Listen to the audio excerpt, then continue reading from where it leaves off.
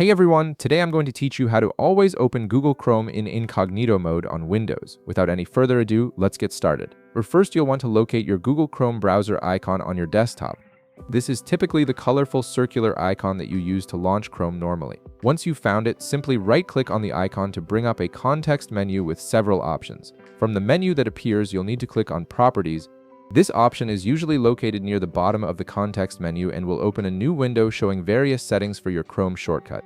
The Properties window gives you access to how the shortcut behaves and launches, which is exactly what we need to modify.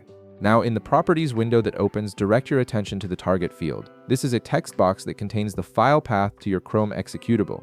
You'll see it shows the location where Chrome is installed on your computer, typically something like /program files /google /chrome /application /chrome.exe surrounded by quotation marks.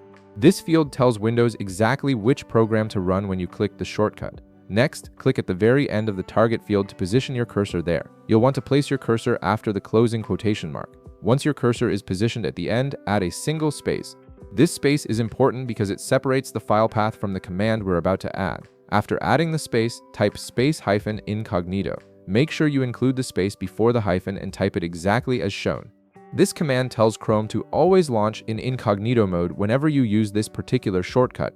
Incognito mode is useful because it doesn't save your browsing history, cookies, or site data, giving you more privacy while browsing.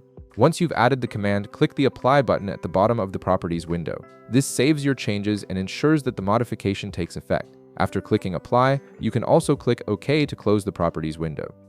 And that's it. From now on, whenever you double-click this Chrome shortcut on your desktop, it will automatically open in incognito mode. You've successfully configured Chrome to always launch with private browsing enabled using this shortcut. If this video helped you out, be sure to leave a like, subscribe, and I'll see you in the next one.